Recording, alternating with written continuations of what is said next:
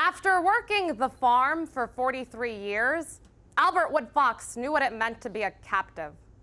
Every day, he and hundreds of other black men picked corn, soybeans, and cotton in 90-degree heat. No one dared mutter a word, because in the corner stood white overseers called free men.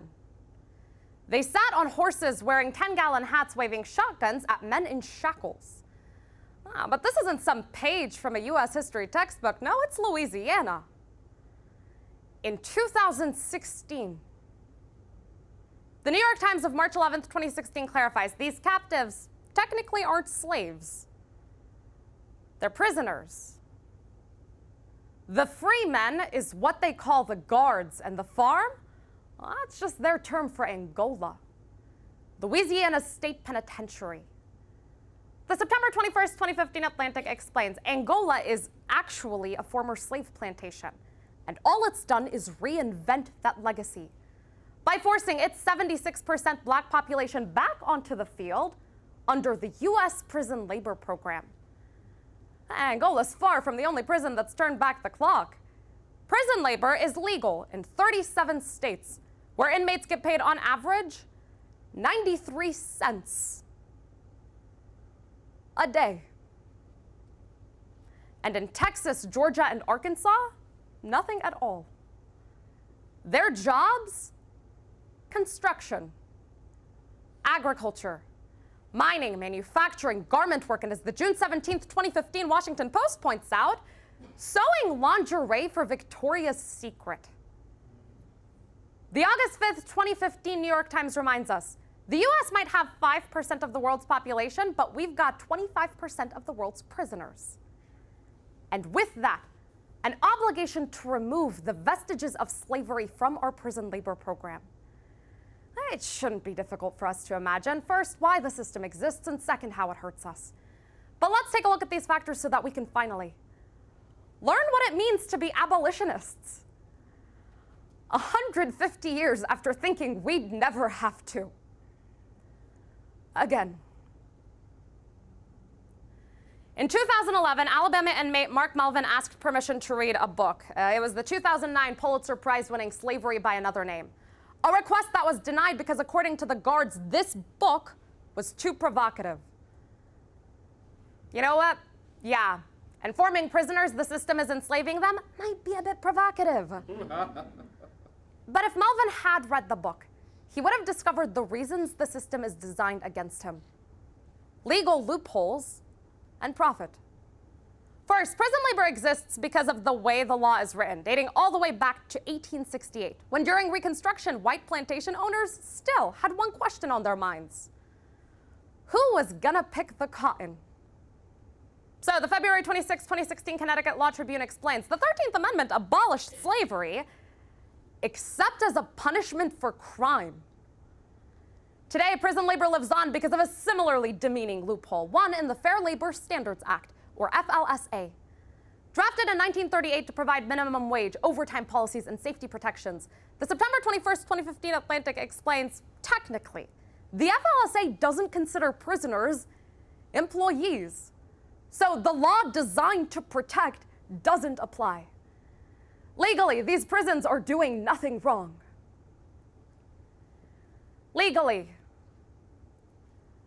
neither were 19th century slave owners. Next, prison labor exists because companies are blinded by profit.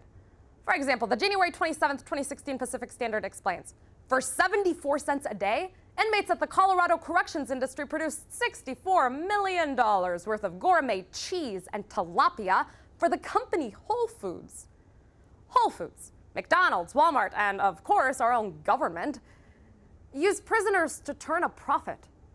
The highest paying prison job in Massachusetts pays $20 a week.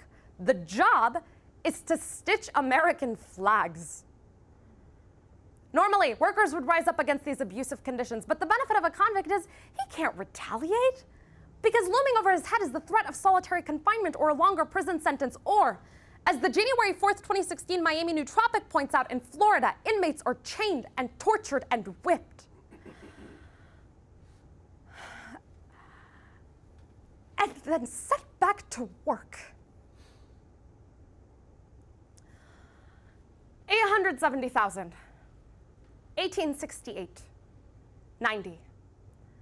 If you know nothing else about prison labor, you should know those numbers. 870,000. That's the number of Americans that work from a jail cell. 1868, the year newly freed slaves become the first prison workers. They were arrested for selling cotton after sunset. 90% of the prisoners working Angola's plantation will die there. Two effects. First, prison labor cripples the American economy. The Winter 2014 American Prospect encourages us to think about it like this. 1.2 million prisoners, that's 2.7 million children that they have. Today, those fathers and mothers are literally getting paid in pennies, so that family is 50% more likely to need Medicaid and 200% more likely to need food stamps. For most of us, that's services we have to pay for, but it's poor workers outside of prison that get hit the hardest because companies don't need them anymore. For example, after Whole Foods decided to use prison labor, the September 29, 2015 Christian Science Monitor explains it could afford to lay off 1,500 employees.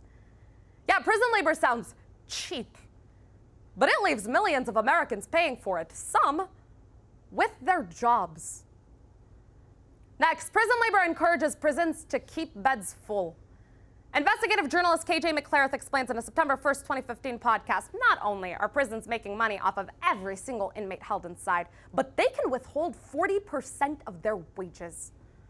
So it's no wonder that the April 28th, 2015 New York Times explains, the Correction Corporation of America lobbies to keep prisons at 90 to 100% their maximum capacity. This is the same company that the February 26, 2013 Texas Observer found denied a diabetic woman her insulin injections because they were too expensive. So you best believe, for a country that has more prisons than it does universities, that's more likely to throw you into a jail cell than it is a classroom. High incarceration rates aren't coincidental. They are solicited power grabs. Common practice in the antebellum South had slaves dig their own graves so they could be shot by their masters and thrown into them. Today, the January 13th, 2016 San Jose Metro Active News explains in California, prison workers built the new $850,000 lethal injection chamber. They dug their own graves. The path to being a 21st century abolitionist is not an easy one, but it starts with these solutions. First, prison labor exists because companies are making so much money off of it. So to retaliate, we've got to hit businesses right where it hurts most, their bottom line. On this card, you'll find a list of some of the worst offenders of prison labor on one side, and on the opposite side, a list of alternative places you can take your business to. Share this card with your friends, your family, your teammates, literally any decent human being.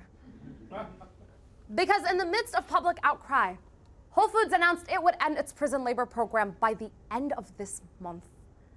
Other companies ought to follow suit. Next, prison labor exists because of loopholes on the 13th Amendment and FLSA. Practically, we can't solve for the 13th Amendment. But we can offer protections on a state-by-state level to close these loopholes. So I wrote a bill and made a packet for every single state. That includes a copy of the bill, a letter of intent, and the contact information for the representative in charge of the Committee on Corrections. Sponsor a state. All you've got to do is send this packet over. It was the law, yes, that made slavery possible for 246 years, but that law only existed because the right people didn't care and the wrong people did. It's unfathomable that we would let the law institutionalize violence yet again. 1880 was an iconic year for Angola. In that year, a Confederate major bought the plantation and turned former slave quarters into places to house inmates. So, as the prisoners of Angola literally pick the cotton that their ancestors fought to stop picking, we took a look at some causes, effects, and solutions. Because today, people like Albert Woodfox dream of an America that can tell its children stories of just how much we've overcome.